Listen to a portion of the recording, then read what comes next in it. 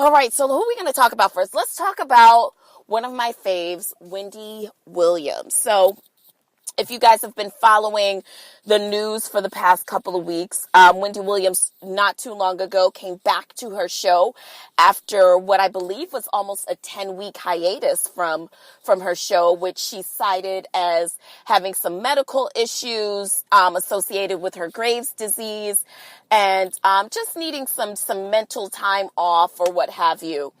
Upon return to her show last week, Wendy Williams, and I think she returned the week prior to that, but upon the return to the show, Wendy revealed to her audience that she has been living in a sober house full time in Queens. And this is, as a direct result to her battling a long-standing drug issue. Now, if you follow Wendy, and if you're a Wendy fan like I am, I've been a Wendy fan since, God, and I know I've discussed it on this show. I mean, I have very few people in the industry that I could say. I mean, I know a lot of you are like huge Beyonce fans, huge Rihanna fans. And listen, from a personality standpoint, I love Rihanna. I like Beyonce's music. I don't think that Beyonce is very forthcoming about who she is as a person. Enough for me to say I love her as a person. I don't know her. You know what I mean? What I do know of Beyonce, I love, if that's any consolation to any of you. I know a lot of you bitches are going to be upset that I just said that, but it's the truth. And I think that that's probably the thing that we've grown to love about Beyonce is that she has, in the Bible book of Galatians, thou has learned to keep all her business to her fucking self. And if there's anything that's revealed, it is very calculated. So, I think Rihanna is on the other end of the spectrum where, I think where it comes to just who she is, a slice into who she is and her not giving a fuckness. I think that she's very forthcoming with that. But I also think that she is very private in the sense of she's had a lot of public issues happen with her as a result of, relationships that she's been in, i.e. Chris Brown.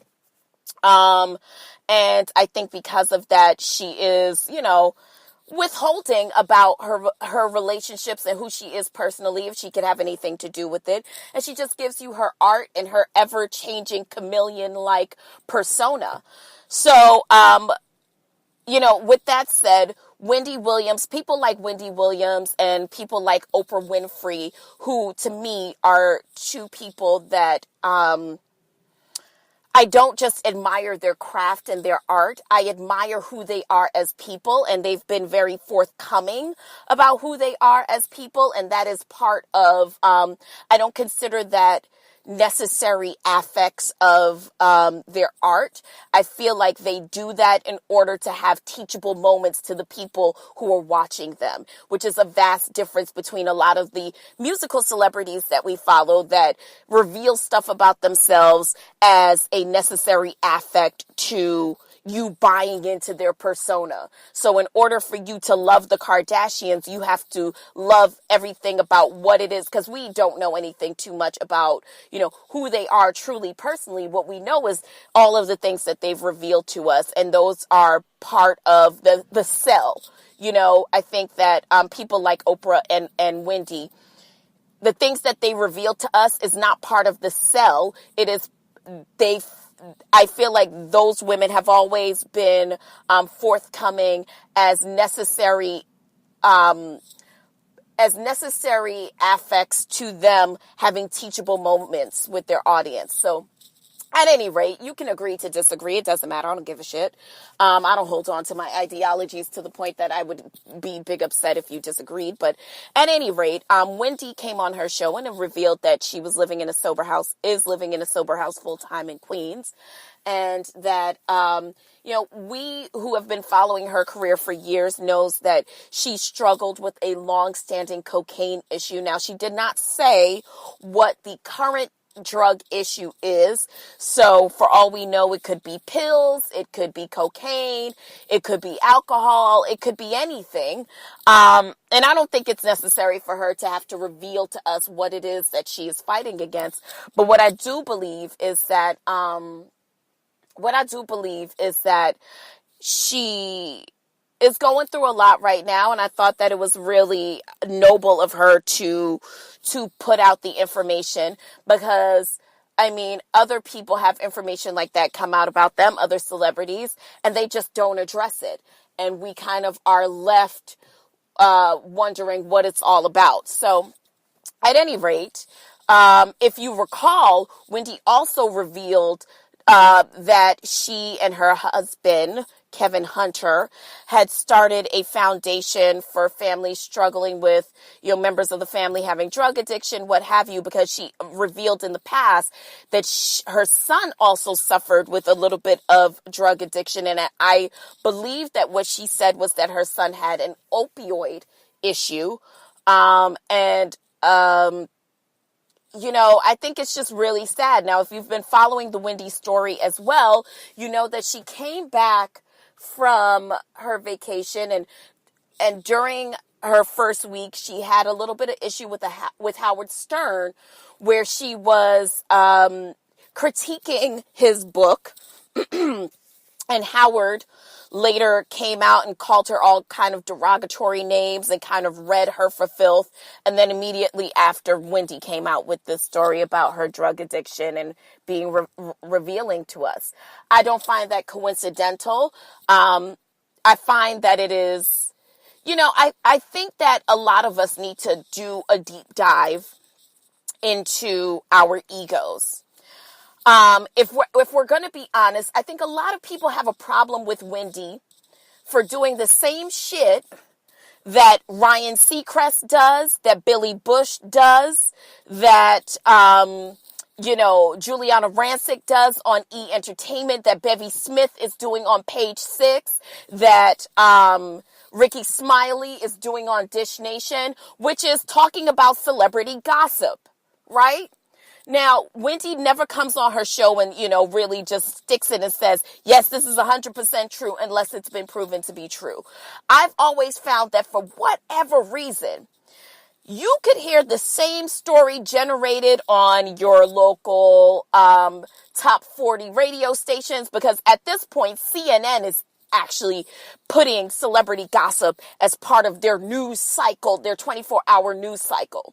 So at this point, celebrity gossip is not just something that Wendy Williams does and something that only shock jocks do. Celebrity gossip is now par for the course. I remember growing up, the only way that you could really find out about celebrity gossip is if you were reading Star, Inquirer, Right On, Word Up, and later on, Vibe Magazine, Complex Magazine, Double XL Magazine. You would literally have to read, especially when it came to the Black community. Now, if you wanted to find out about celebrities in the Black community, celebrities that we revered, you had to go to Wendy Williams, because white celebrity shows that did celebrity gossip, such as Entertainment Tonight or Access Hollywood or Extra or even Byron Allen, they weren't talking about your local hood celebrity as part of their gossip rotation. You guys hadn't arrived yet to be worthy. Even E! Entertainment.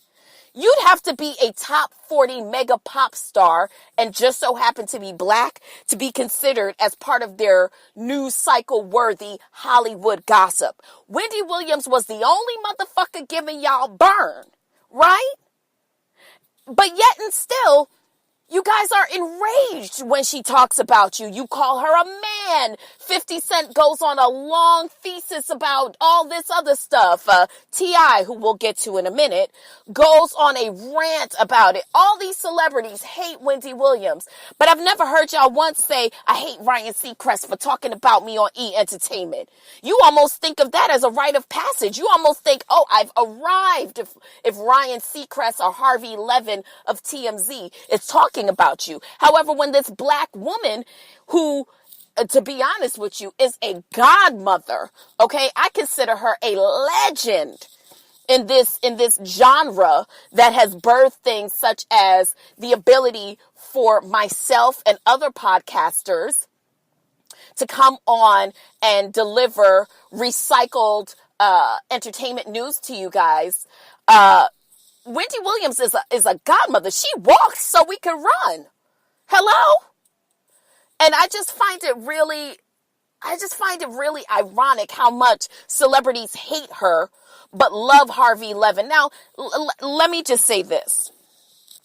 I've heard you celebrities make little side comments about, TMZ or whatever. However, TMZ talks about you motherfuckers every day. Y'all have no problem with stopping on Hollywood and Vine or in West Hollywood to go ahead and give TMZ a quick little quote or whatever, but you won't go on the Wendy Williams show. You have no problem with going to talk to Juliana Rancic, who quite frankly thinks you motherfuckers smell like patchouli and weed, and going to talk to Ryan Seacrest, who all but built his career off of this shit. Okay? Y'all don't got no problem with talking to those motherfuckers, but y'all got a problem with Wendy Williams. Now, I'm not saying, listen, I acknowledge the fact that when you put that energy out there, it is anybody's God-given right to respond, especially if she's talking about you. And you can respond unfavorably. That's your right. That's your right. And for the most part, when you guys do respond unfavorably, she doesn't give y'all no burn. She just lets it be. She just, whatever. Next story, next day, next news cycle. You know what I mean? Which I imagine enrages you guys more, because nothing gets people's dicks more hard than when they're being the fuck ignored. Remember, I said it. But I don't know. I've always felt like you guys were unnecessarily harsh on Wendy. As we all know, Wendy's been going through, for years, it's been alleged, if not proven at this point, that Wendy Williams and her marriage to her husband, who is also a EP on her show, and I believe that he's her manager, Kevin Hunter, he's had some extramarital affairs that have resulted in home purchases and alleged babies and mistresses and what have you. And a lot of people are alleging that her dabble back into drugs and her stay at the sober house is directly connected to her relationship, which, one can never tell. And I don't really know, and I'm not even here to find out what is the root cause of her drug use. What I will say is that Wendy, I love you. We support you, because I know that I'm not the only fan out there. All of you people who hate to admit it, Wendy Williams walked so you motherfuckers can run. Okay? All of you other podcasters out there who get on here and talk about all these motherfucking celebrities and say your opinion and, all that shit. Wendy Williams fucking walked so you bitches could run. Okay? Never forget. She's a legend. Okay? I love you, Wendy.